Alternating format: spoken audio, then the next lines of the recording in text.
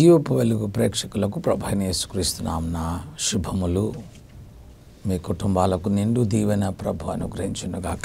మరో వారాన మనమందరం చేరుకొని పునరుద్ధానుడైనటువంటి క్రీస్తును ఆరాధించడానికి, ఆయన స్తుతించడానికి ప్రభు మనకిచ్చిన ఈ శ్రేష్టమైన గడిలకై దేవునికి కోట్ల కోట్ల స్తుతులు చెల్లిస్తున్నాం. మన ప్రభువుని ఆరాధించడం ఎంత గొప్ప భాగ్యం. ఈవేళ పిల్లారా, లేవీయుల కాండము 4వ అధ్యాయంలో నుంచి కొంత పాఠాన్ని ఈ దినము నేర్చుకుందాం. ఇశ్రాయేలు ప్రజలు దేవుని దగ్గరికి రావడానికి ఆయన ఇచ్చినటువంటి 5 బలి అర్పణల గురించి మనం చూస్తూ వచ్చాం. మొదటి బలి అర్పణలు మొదటి 3 అధ్యాయాలలో దేవా, నీవు నా పట్ల ఎంత గొప్ప కృప చూపించావు, నేను నీకు వందనస్తుడను అయి ఉంటున్నాను అని తెలియజేసే మరి బలి అర్పణలు. 4-5 అధ్యాయాలు మాత్రము మానవుడు చేసిన పాపానికి సంబంధించిన బలి అర్పణలు. కనుక ఈ బలి అర్పణలను గురించిన మరి విషయాల్ని ఇదిన మనము అధ్యయనం చేసుకుందాం. లేవీయుల కాండము 4వ అధ్యాయంలోకి మనం వెళ్ళకముందు కొన్ని తలంపులను నేను మీకు జ్ఞాపకం చేయాలని ఆశిస్తా ఉన్నాను. మొట్టమొదటిగా మోషే రాసిన గ్రంథాన్ని ఎందుకు చదవాలి, ఇది అంత అవసరమా అని మనం అనుకోవచ్చు. ప్రభువైన యేసుక్రీస్తు ఆ ధనవంతునితో చెప్పిన మాటల్లో ఇలాంటి మాటను మనము జ్ఞాపకం చేసుకోవాలి.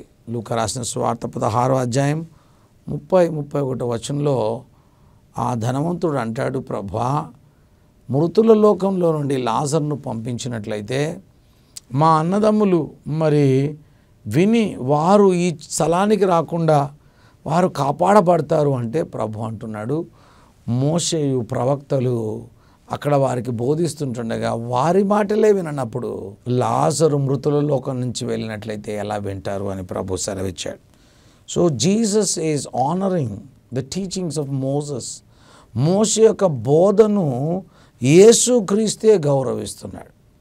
యేసుక్రీస్తు యొక్క బోధల్లో చాలా మటుకు కొటేషన్స్ అన్నీ కూడా మోషే మాట్లాడిన బోధలో నుంచే యేసుక్రీస్తు ఎన్నో మాటలను ప్రకటిస్తూ వచ్చాడు.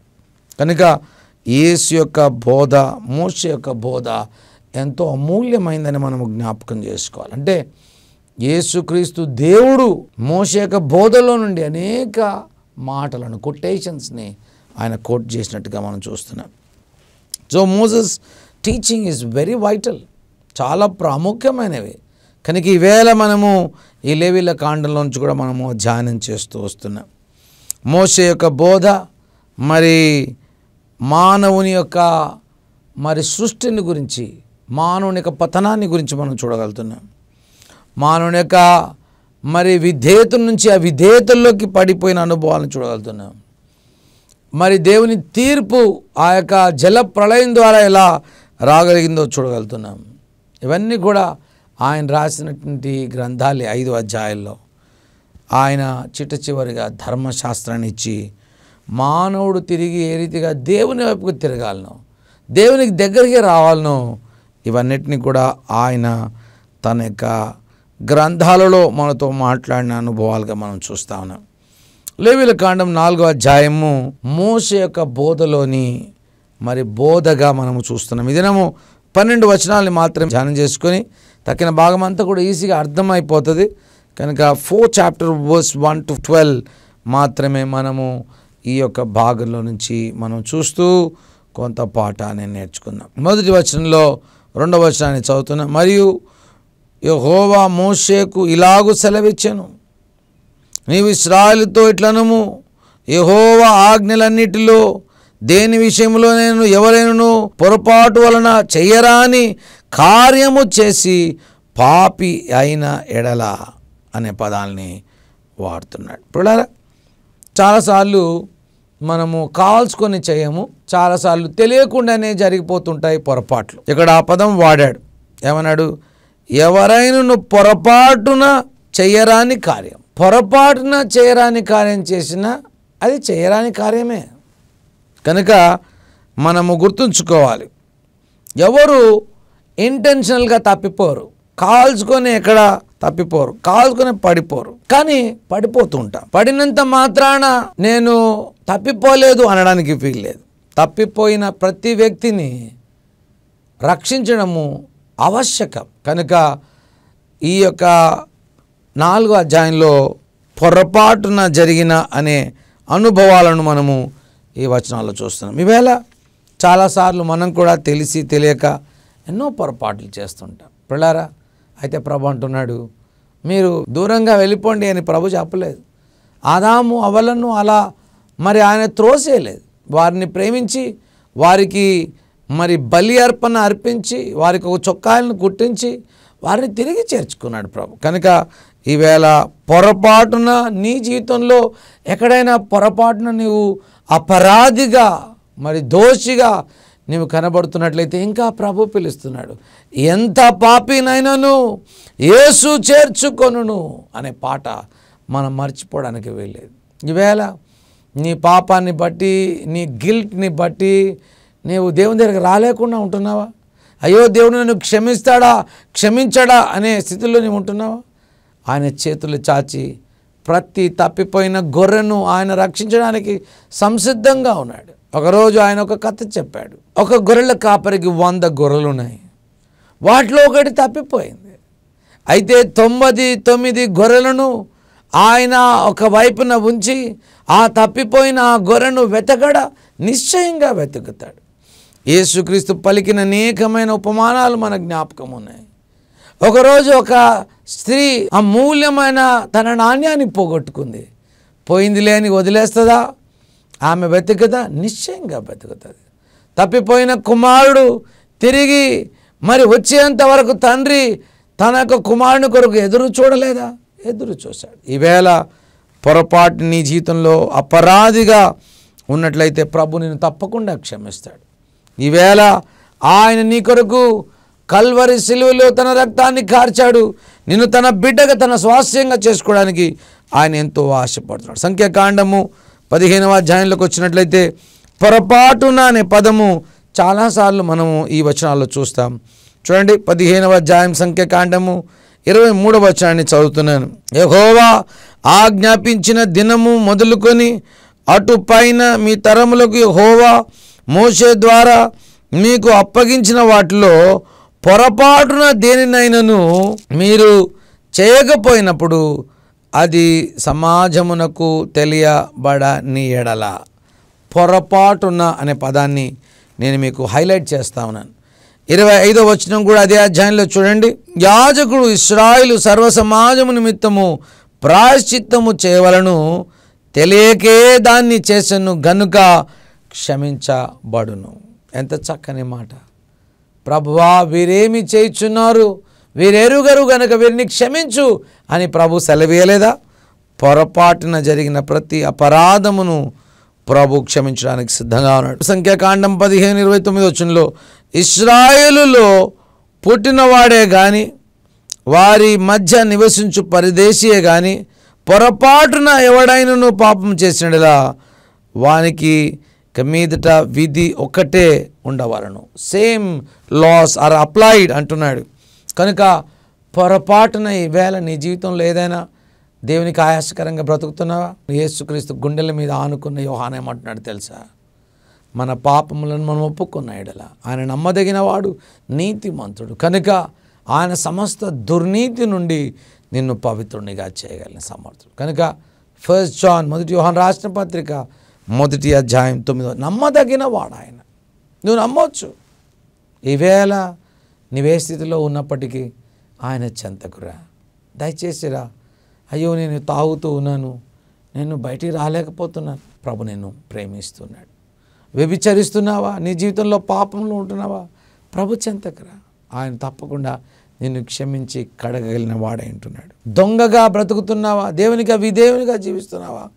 మాటలు మరి నీవు నిష్టానుసారంగా అహంకారంతో మాట్లాడుతున్నావు. ప్రభు తప్పకుండా నిన్ను క్షమించడానికి సిద్ధం. Come to Christ. నీకు తెలియక నీవు పొరపాటు చేసినట్లయితే దేవుడు నీకు తప్పకుండా క్షమభిక్ష ఇవ్వగలిగిన సమర్థుడు. యేసుక్రీస్తు పాదాల దగ్గరికి ఒక స్త్రీ కన్నీళ్లు కార్చింది. ఆయన పాదాలన్నింటినీ కడిగింది, తన వెంట్రుకలతో తుడిచింది. ప్రభు ఆనాడు ఆమెతో పలికిన మాట లూకా రాసిన సువార్త 7వ అధ్యాయంలో మనం చూస్తాం. ఆమె విస్తారముగా నన్ను ప్రేమించింది కనుక విస్తారమైన ఆమె పాపములు క్షమించబడ్డాయి. ఈవేళ పొరపాటున ఏది జరిగినా నువ్వేమీ భయపడని అవసరం లేదు. ప్రభు చెంతకురా, ఆయన నిన్ను సమృద్ధిగా కడగగలిగిన సమర్థుడు అన్న విషయాలు మనం జ్ఞాపకం చేసుకోవాలి. అయితే ఇక్కడ ఇంకొక విషయం, ఇదే సంఖ్యాకాండంలో 15వ అధ్యాయంలో మనం చూడగలుగుతున్నాం.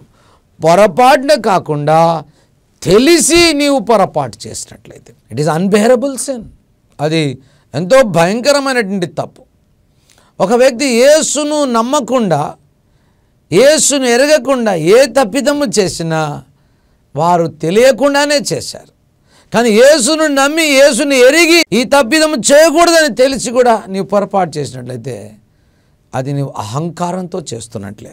సంఖ్యాకాండం 15వ అధ్యాయంలో 30వ వచనాన్ని చూద్దాం. ఏమంటున్నాడు?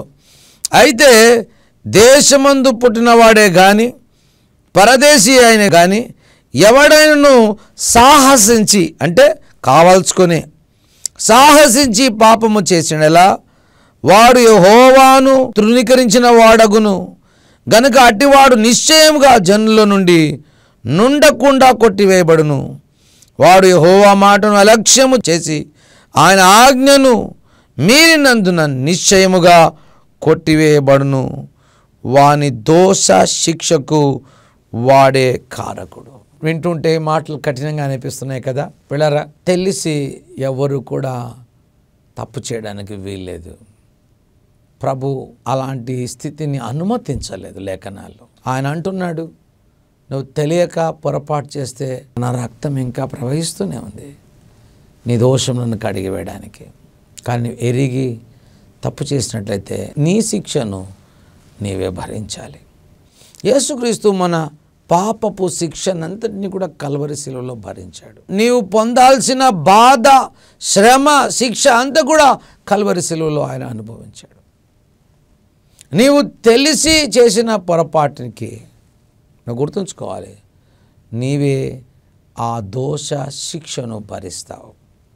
You will bear the punishment which you wantedly have done it. పొగురుతో, అహంకారంతో నువ్వు చేసినటువంటి దోషమునకు నీవే మరి బాధను అనుభవించాలి. కొంచెం కఠినంగా అనిపించవచ్చు, నా మాటలు హార్ష్గా అనిపించవచ్చు, కానీ ఇవి సర్వశక్తి కలిగినటువంటి దేవుని మాటలు. కొత్త నిబంధనలో దీనికి సంబంధించిన వచనాలు ఏమైనా ఉన్నాయా? ఉన్నాయి.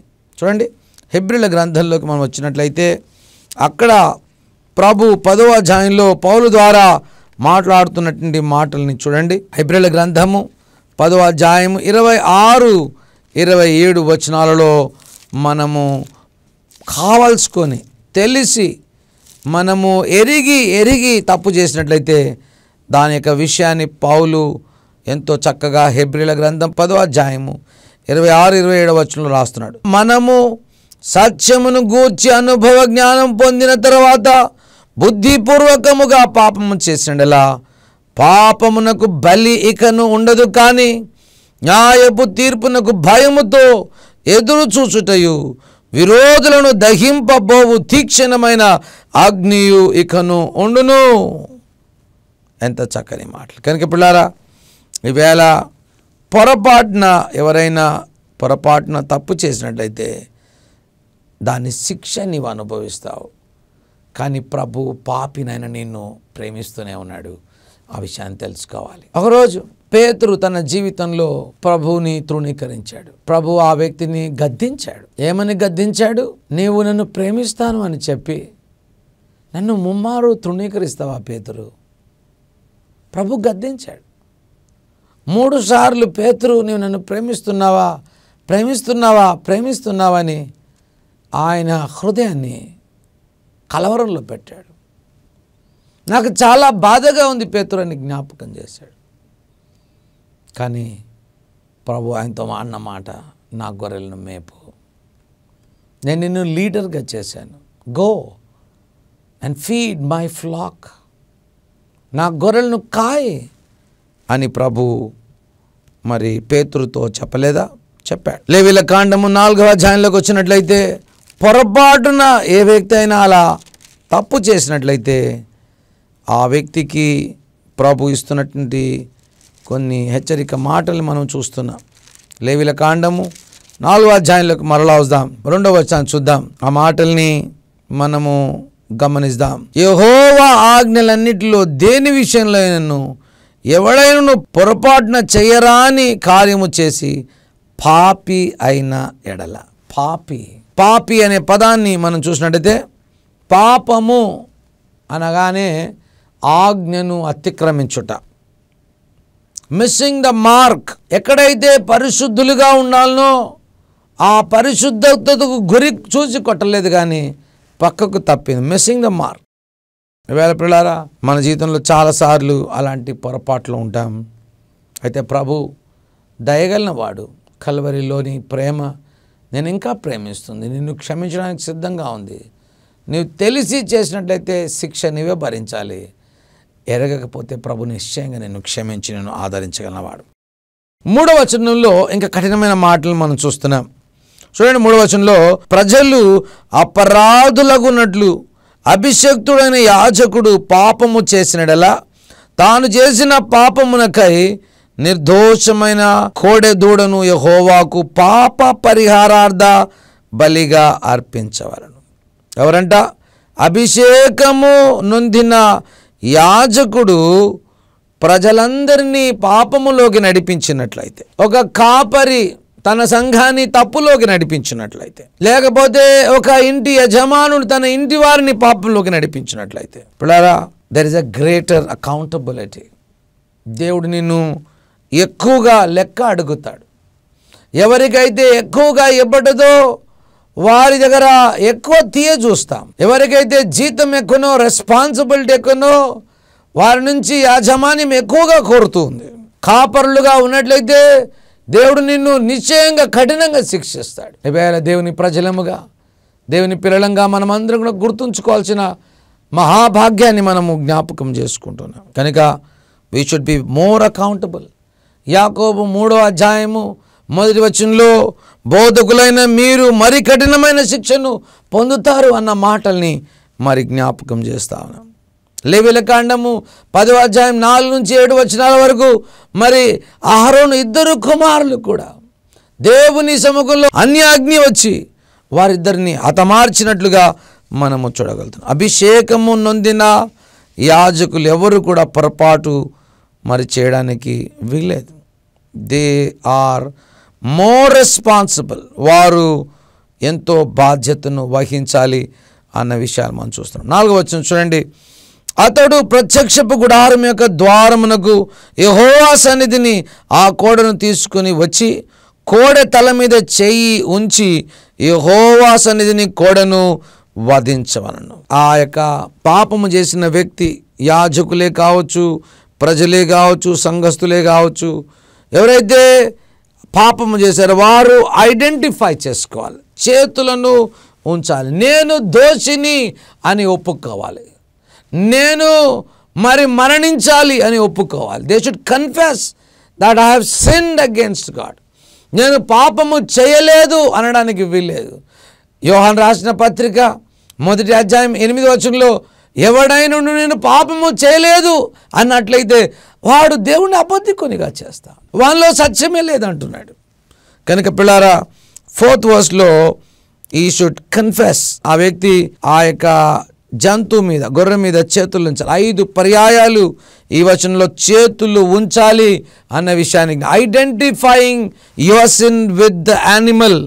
చూడండి, 4వ వచనంలో ఆ మాట రాయబడ్డది. 15వ వచనంలో చేతులుంచి అనే పదం రాయబడ్డది. 24వ వచనంలో చేతులుంచి అనే పదం రాయబడ్డది. 29వ వచనంలో చేతులుంచి అని రాయబడ్డది. 33వ వచనంలో కూడా చేతులు ఉంచిన ఐడెంటిఫికేషన్ని మనము చూస్తా ఉన్నాము. ఈవేళ పిల్లారా, నేను దోషిని అనే పదం కూడా 9 సార్లు ఈ యొక్క అధ్యాయంలో కనబడతా ఉంది. చేతులు ఉంచడము, దోషిని అని ఒప్పుకోవటము చాలా ప్రాముఖ్యమైనది. పాప పరిహారార్థ బలిలో మనము జ్ఞాపకం చేసుకోవాలి ఏంటంటే, నేను పాపిని. శాస్త్రి పరిసయ్యుడు ఇలా ప్రార్థించాడు, ప్రభువా వీనిలాగా నేను లేను, నేను చాలా నీతిమంతునిగా ఉన్నాను అని అన్నాడు. కానీ సుంకరి ఆకాశం వైపు కూడా తల ఎత్తలేక, పాపినైనా నన్ను కరుణించు ప్రభువా అని రొమ్ము కొట్టుకున్నాడు. పిల్లరా, you should accept what God accepts. దేవుడు ఏదైతే పాపం అంటున్నాడో అది నీవు కూడా పాపము అని ఒప్పుకోవాలి.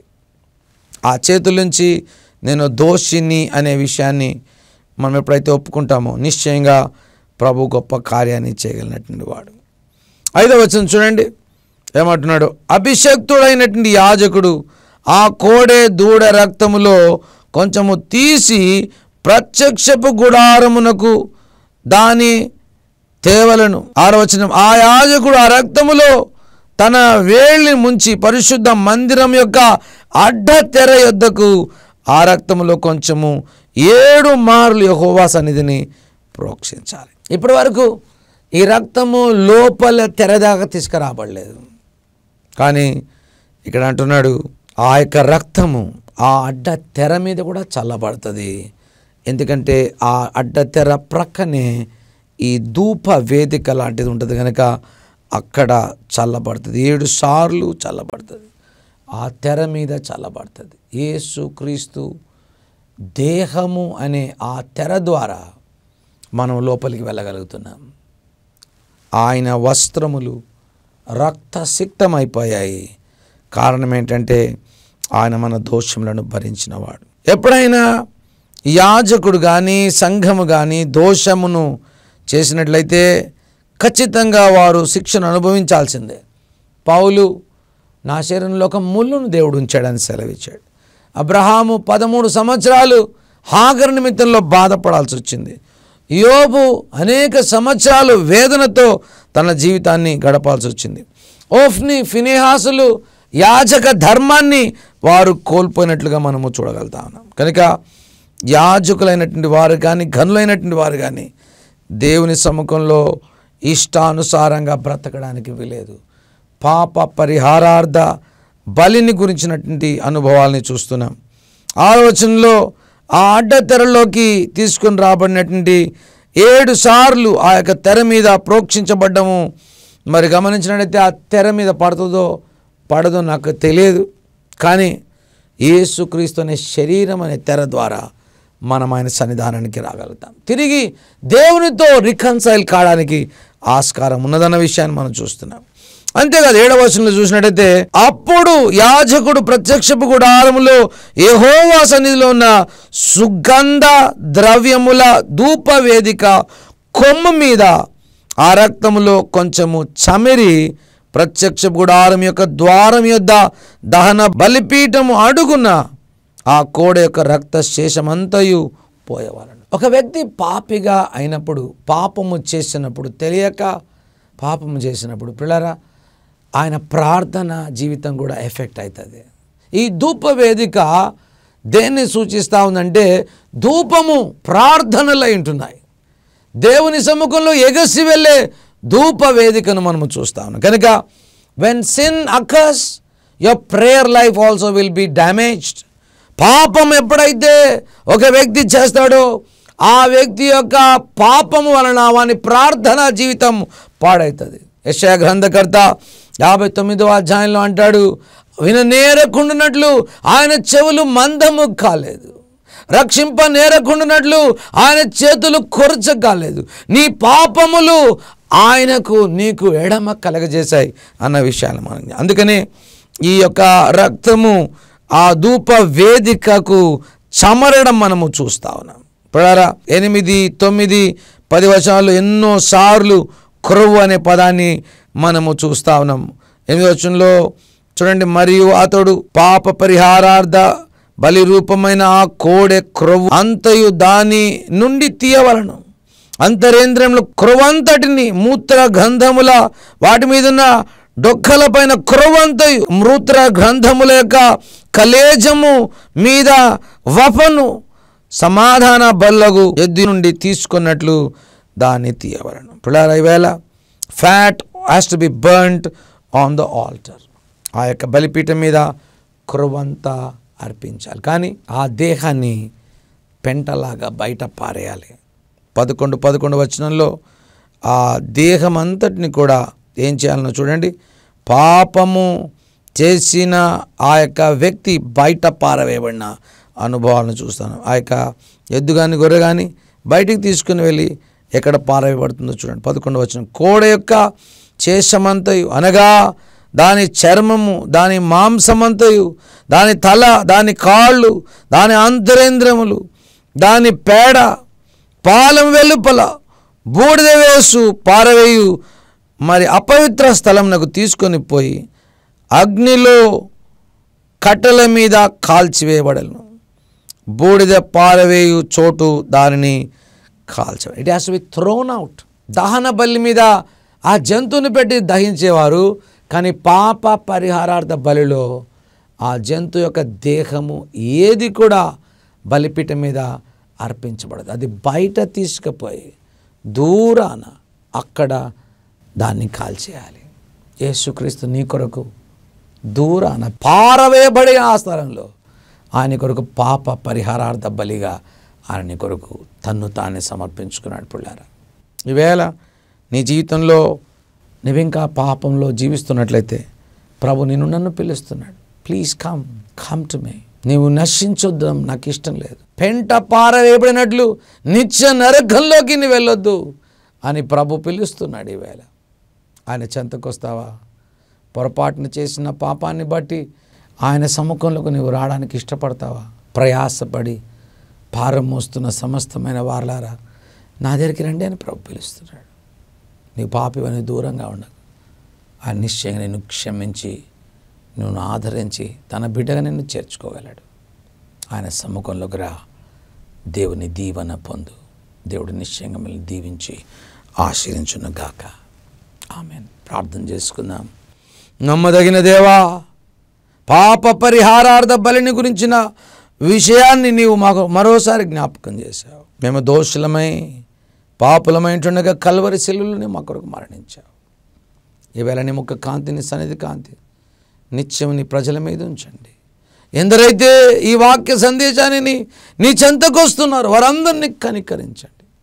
నీ గొప్ప కృపను, గొప్ప వాత్సల్యతను వారికి అందించండి. నిండు దీవెనలతో వారిని కప్పండి. యేసు దివ్యమైన ఘనమైన నామమున ప్రార్థించి వేడుకుంటున్న మా గొప్ప తండ్రి, ఆమేన్.